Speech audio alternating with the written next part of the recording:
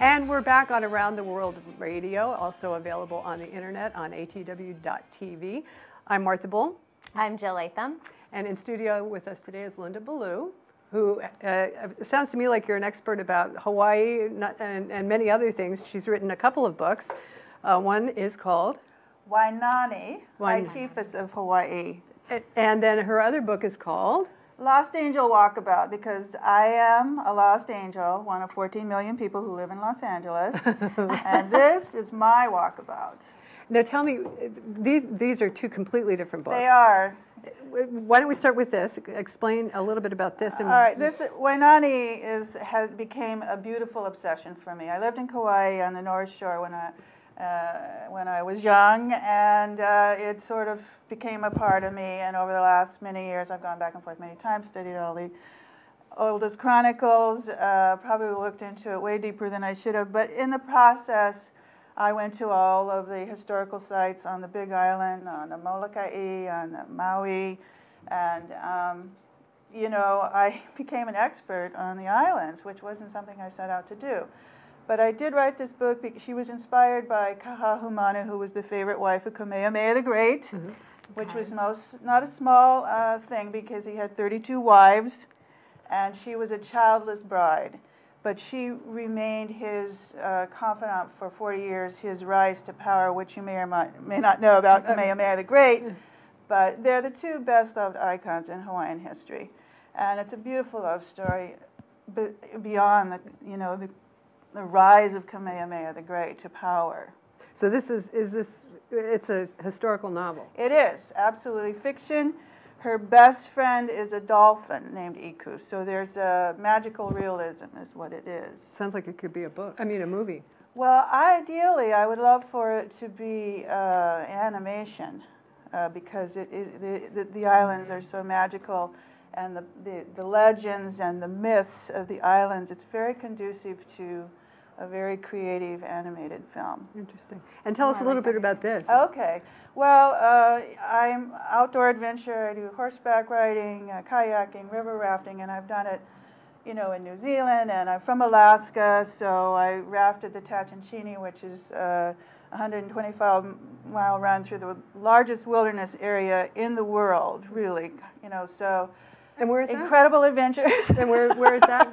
It starts in the Yukon and goes down to the Gulf of Alaska. You go through glacier fields. There are no helicopters to save you. If you make a mistake, you're done. Okay, it's very out there. It's the most out there experience that I've ever had, and also probably the most life-changing.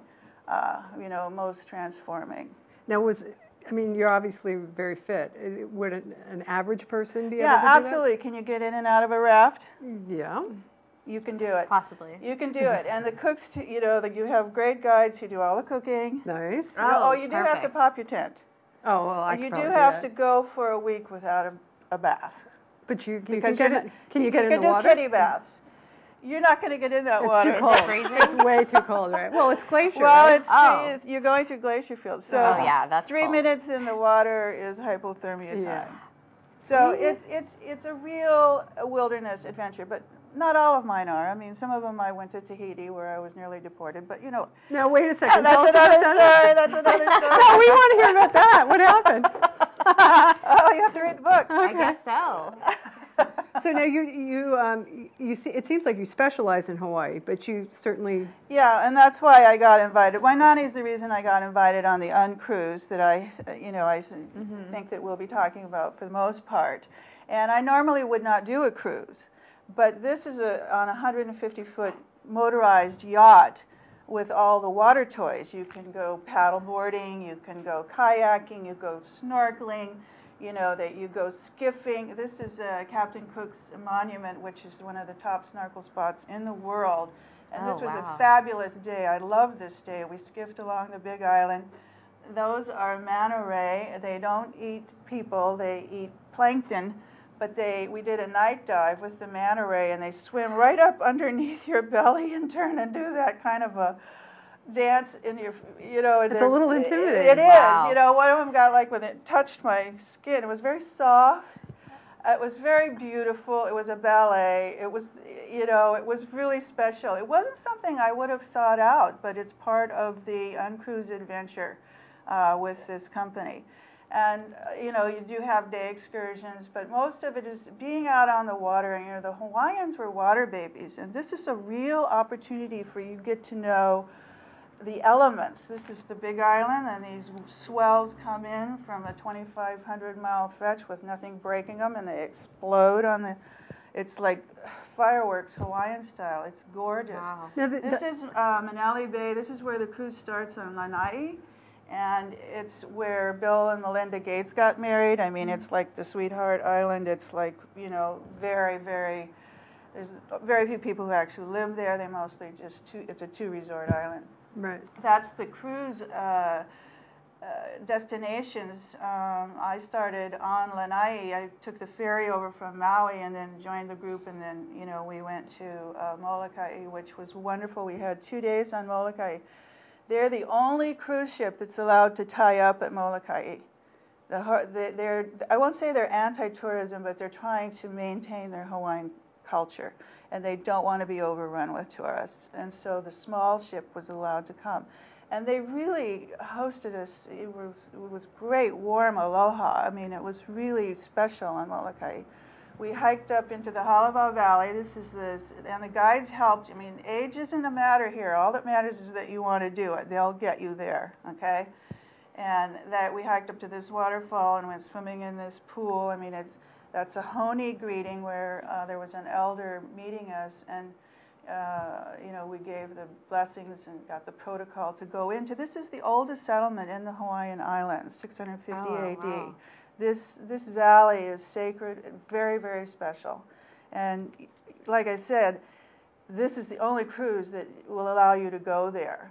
So looks beautiful. Now, so the cruise, it goes to all the islands?